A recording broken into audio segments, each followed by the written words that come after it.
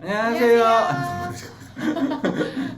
안녕하세요. 안녕하세요. 여러분. 반갑습니다. 안녕하세요. 오늘도 드디어 예배 시간이 밝았습니다. 와, 신난다. 일주일이 진짜 금방 가요. 여러분들은 그렇게 생각하지 않겠지만. 네, 요즘 또 시험 기간이잖아요. 아. 친구들 중간고사 기간이어가지고 시간이 너무 빨리 갈 거예요, 아마. 진짜요? 얼마 남지 빨리 않아서 끝나- 더 빨리 가지 않나요? 빨리 끝내고 싶지 않을까? 아. 나도 공부 안 하는 사람 입장이어가지고. 공부하는 사람들의 입장은 시간이 저도 부족하다고 느낄 것 같은데. 딱히 그런 입장은 아닌데요. 그런 게 아닐까 추측해봤습니다. 네, 오늘 그럼 같이 찬양해볼까요? 오늘 부를 찬양은? 오늘은 이 세상 가장 아름다운이라는 찬양이고요.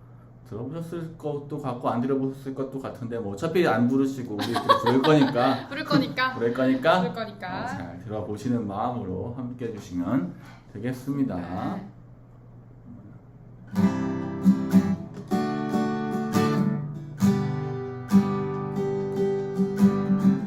이 세상 가장 아름다운 순종의 눈물 온 세상 다시 빛나게 한 생명의 눈물 그가 이 땅에 오신 이유 죽어야 살게 되고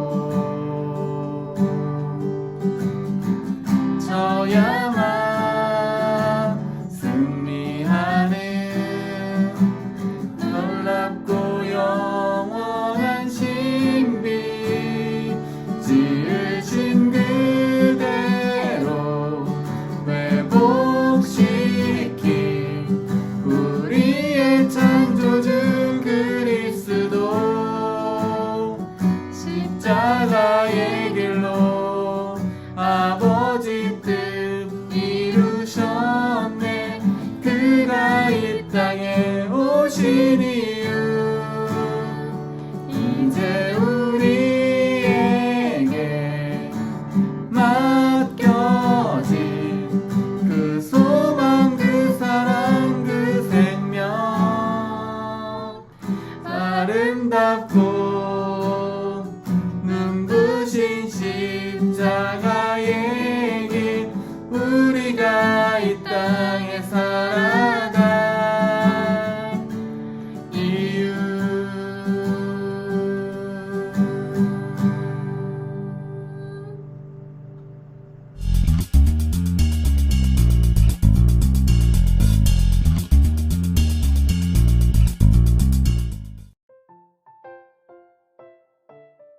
저는 동아중학교 3학년에 다니고 있는 정은기라고 합니다. 그러니까 원래 친했는데 이제 두 달 전에 사건이 있었구나. 두 달 전에 헤어져가지고 아 그때 여자친구랑 그러니까 원래 뭐 예를 들어 막 물을 쏟으면은 네. 미안하다 하잖아요. 네. 그럼 제가 맨날 하는 말이 장난으로 아 미안하면 꿇어 이랬거든요. 아 여자친구한테 했는데 그거를 저희 진심으로 받아들여가지고 진짜 꿇은 거예요. 저 아. 앞에서 진짜 너무 당하는 거죠. 빨리 너 빨리 뭐해.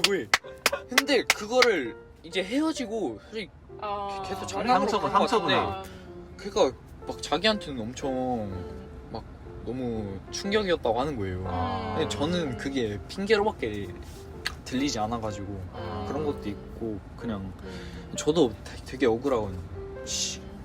저는 뭐가 억울해요? 궁금하다. 그러니까 제가 억울한 거는 네. 저는 솔직히 말하면 친구들이랑 놀다가도 여자친구한테 연락이 오면은 바로 달려가고 그랬는데 아. 얘는 저한테 시간을 많이 투자를 안 하는 거예요. 아 그리고 나만 노력한 것 같다. 예, 그러니까 이제 또 우리 반 애들끼리 놀러 갔어요. 시험 끝나고. 근데 그 남자 2명 정도 껴 있었거든요.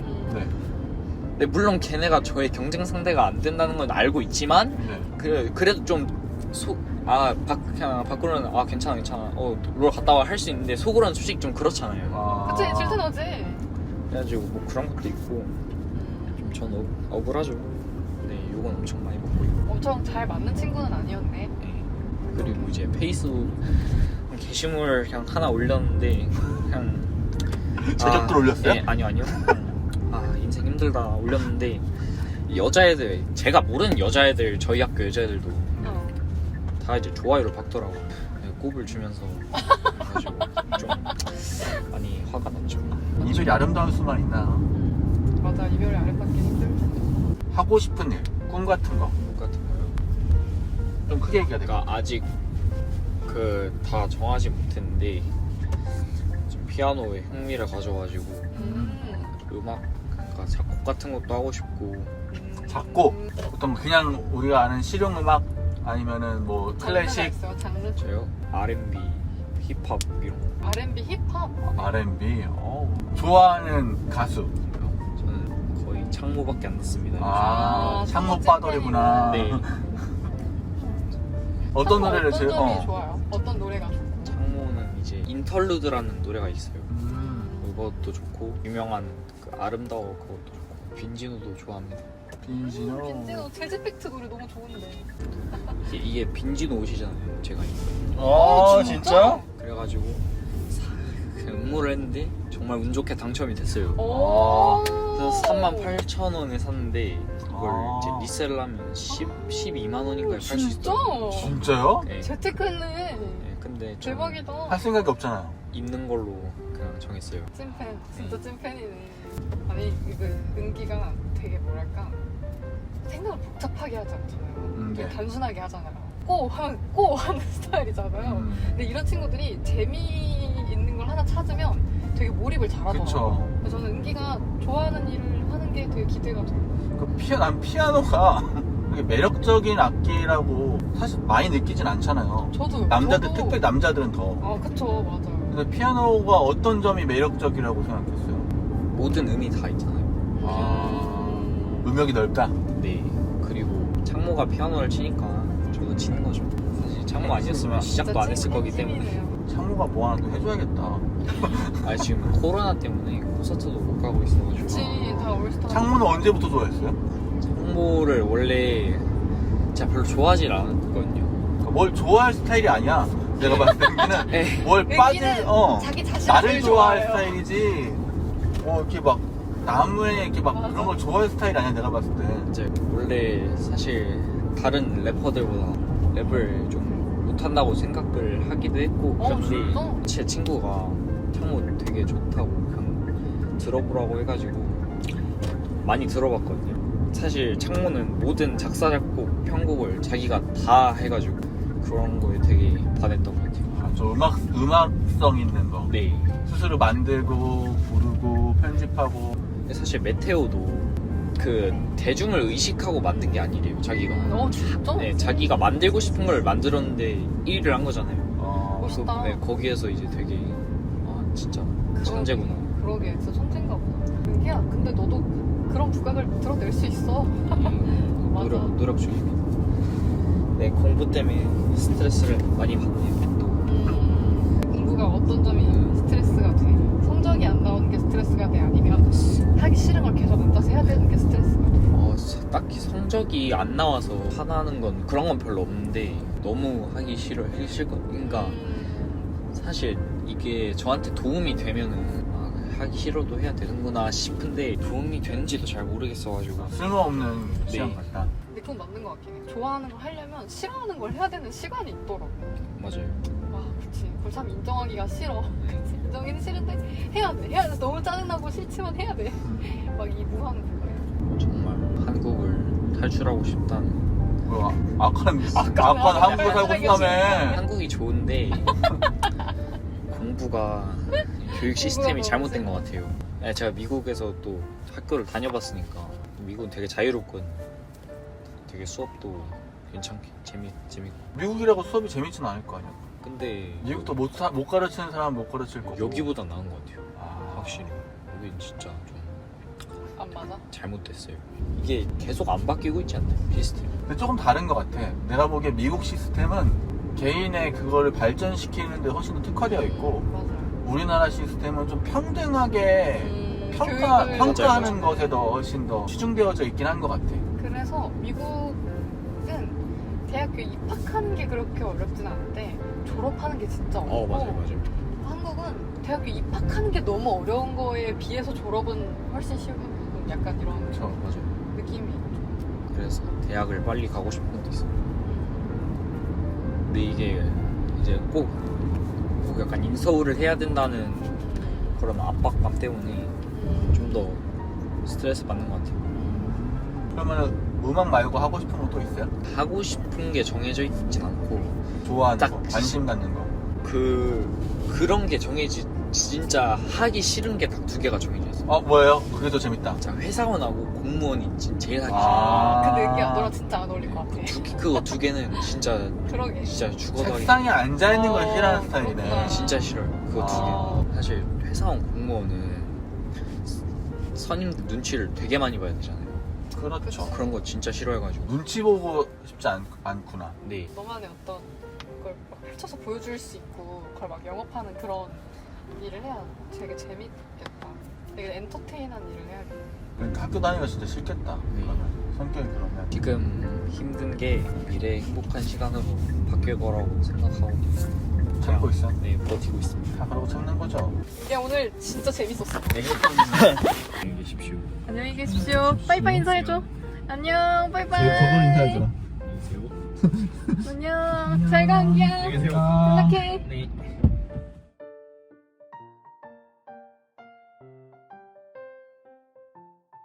안녕하세요. 오늘은 처치곤란 성경 공부 출애굽기 세 번째 시간 광야에서 있었던 일 이후에 시내산에서 있었던 일을 함께 다뤄보려고 합니다.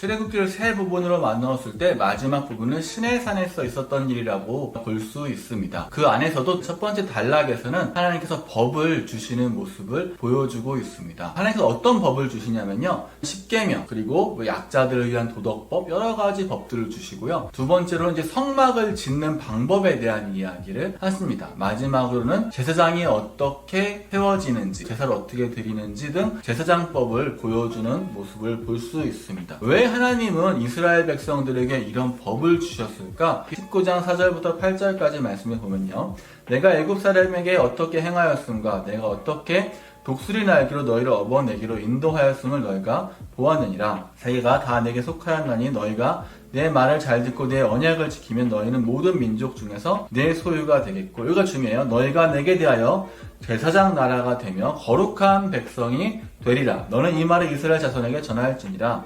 모세가 내려와서 백성의 장로들을 불러 여호와께서 자기에게 명령하신 그 모든 말씀을 그들 앞에 진술하니 백성이 일제히 응답하여 이르되 여호와께서 명령하신 대로 우리가 다 행하리이다. 아멘. 하나님께서 이렇게 말씀해요. 너희가 내 소유가 되겠고 너희가 내게 대하여 제사장 나라가 되며 거룩한 백성이 될 것이다 라고 이야기를 했더니 그 다음에 이스라엘 백성들이 화답하는 거죠. 우리가 그렇게 되기를 원합니다. 시내산 언약은 여기가 포인트예요. 왜 하나님은 이스라엘 백성들을 구원하셨을까? 왜 하나님은 이스라엘 백성들을 도우셨을까? 왜 하나님은 이스라엘 백성들을 애굽이라는 땅에서 다시 가나안이라는 땅으로 이끌어 가셨을까? 이유는 딱 한 가지. 하나님께서 이 이스라엘 백성들이 제사장 나라가 되기 위함이다 라고 말씀하고 있습니다. 제사장 나라가 되기 위해서 세 가지 방식의 법을 주세요. 첫 번째는 십계명입니다. 십계명의 가장 중요한 것은 두 가지입니다. 하나님을 사랑하는 것, 이웃을 사랑하는 것. 이웃을 어떻게 사랑할 것이냐, 하나님을 어떻게 사랑할 것이냐 라는 이야기에 대해서 하나님을 사랑하는 방식으로 두 가지, 또 생명을 어떻게 존중할 것인지, 어떻게 약자들을 보호할 것인지에 대한 이야기를 출애굽기에서 하고 있습니다. 약자로 대표되는 사람으로서는 고아와 과부와 나그네를 말하고 있습니다.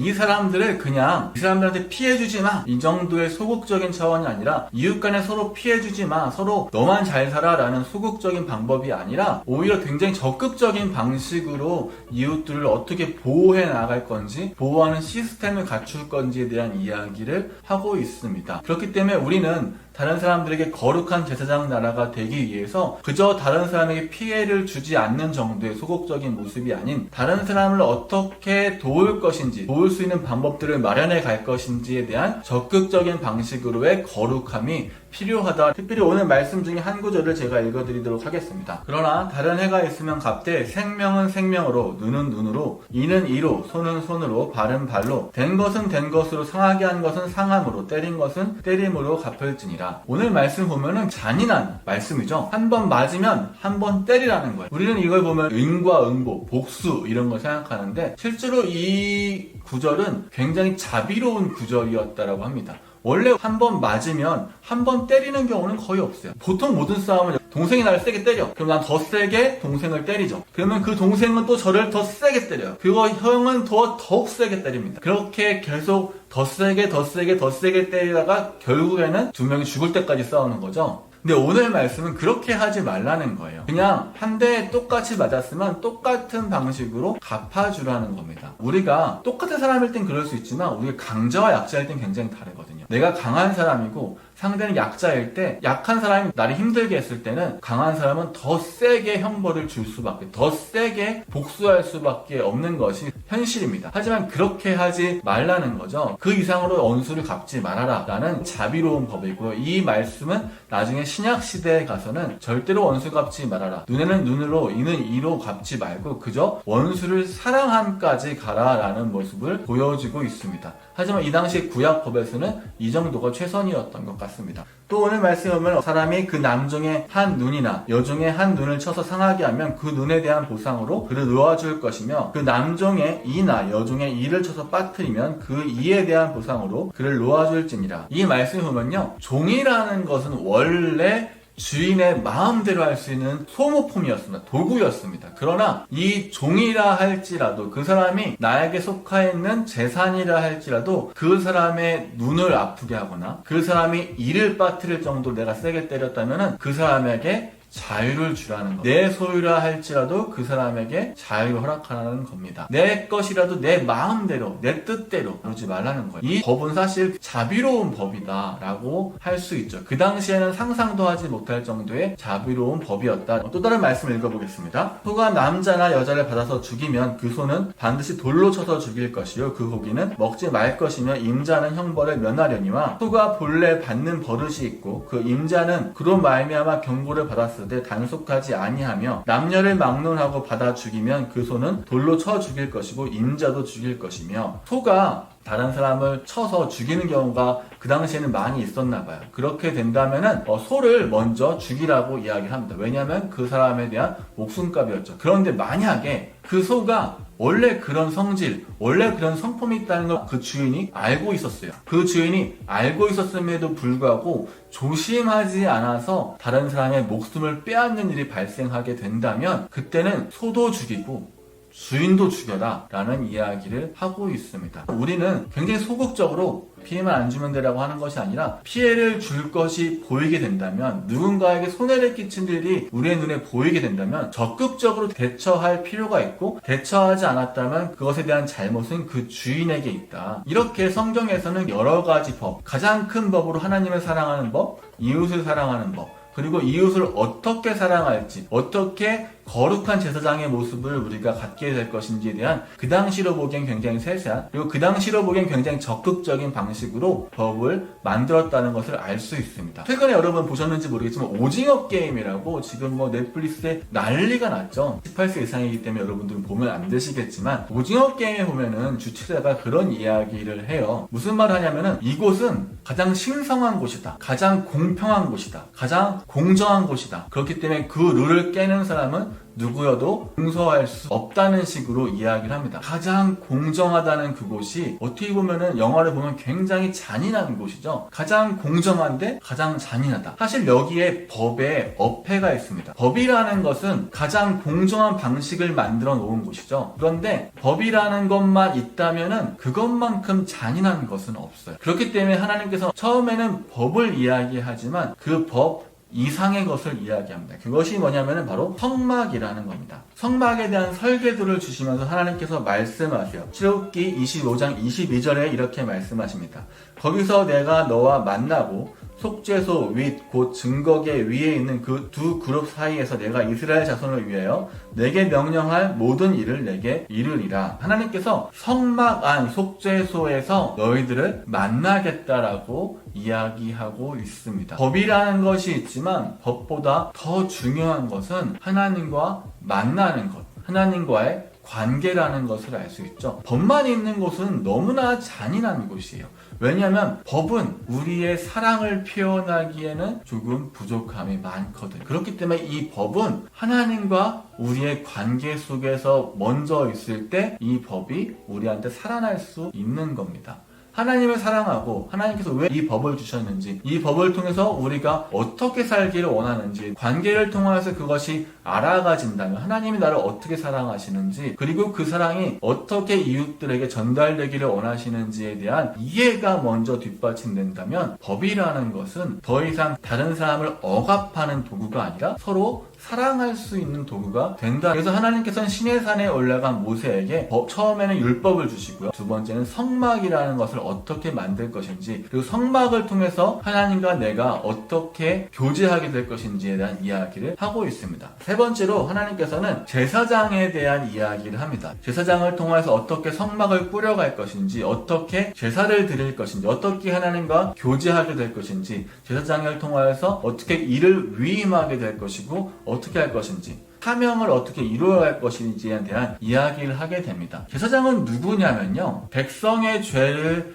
대신 지고 가서 하나님께 고하는 사람이라고 말할 수 있습니다. 하나님께서 이스라엘 백성들에게 제사장 나라가 되라 라고 이야기하는 것은 이스라엘만 잘 살아라 라는 것이 아니라 이스라엘이라는 나라를 통해서 다른 모든 열방들이 하나님께 나아갈 수 있는 방법을 찾는 것, 이것을 대신 해주는 것, 이것이 이스라엘 백성의 역할이었겠죠. 또한 이스라엘 백성 안에 있었던 또 다른 그 이스라엘 백성 속에 있는 그 제사장들도 마찬가지로 이스라엘 백성들의 죄를 대신 하나님께 고해주는 사람, 이스라엘 사람들이 스스로 하나님께 나아올 수 없으니까, 그들의 거룩함으로는 그것을 이루어낼 수 없으니까 죄를 사해달라고 대신 말해줄 수 있는 사람이 이 제사장의 역할이었습니다. 이 세 가지 큰 틀의 법을 하나님께서 시내산에서 모세를 통하여서 주십니다. 그리고 마지막에 두 돌판에다가 하나님께서 적어주셨다라고 이야기를 하고 있습니다. 이렇게 다 한 다음에 갑자기 하나님께서 모세에게 말씀하십니다. 내가 이스라엘 사람들을 쓸어버리겠다. 갑자기 이스라엘 사람들을 심판하겠다.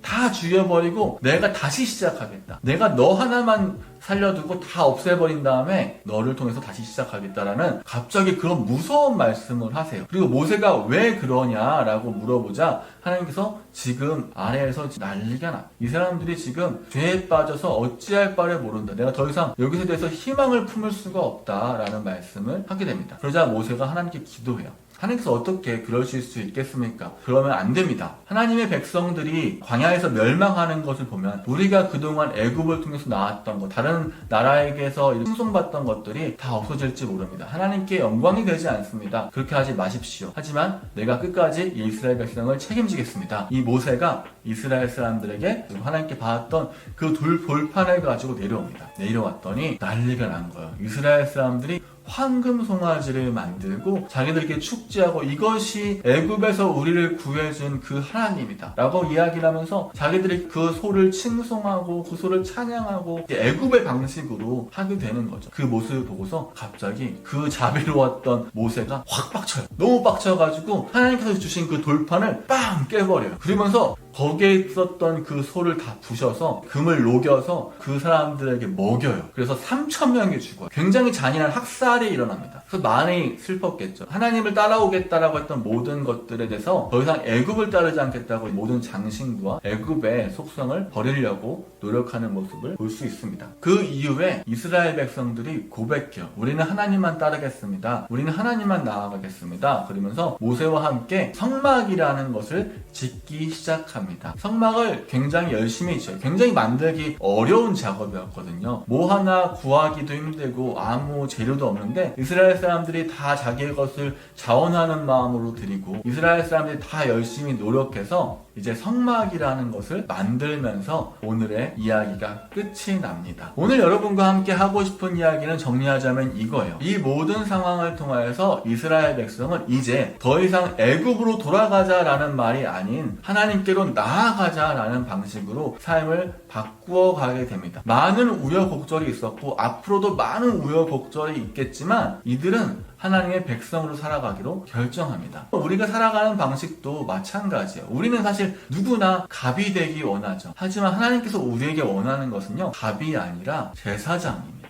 제사장은 섬김을 받는 사람이 아니라 섬기는 사람이에요. 그리고 그 섬김을 통하여서 하나님의 백성들에게, 어쩌면 하나님을 모르는 사람들에게 하나님을 보여주는 사람이라는 거죠. 이것이 하나님 나라의 법입니다. 왜냐하면 하나님께서 인간이 되셔서 우리에게 그 모습을 보여주셨기 때문입니다. 오늘 우리가 말씀을 들으면서 하나님께서 우리에게 주신 딱 한 분의 제사장 예수 그리스도를 한번 기억해 보셨으면 좋겠습니다. 그분을 통하여서 우리가 하나님께 나아가게 되었고, 우리가 하나님께 나아가게 됨으로써 다른 많은 사람들도 하나님을 알게 되고 예수 그리스도를 알게 되어서 다 같이 함께 하나님의 나라를 이루어갈 수 있는 그런 우리 처치곤란 친구들이 되었으면 좋겠습니다. 다음 시간에 만나요. 안녕.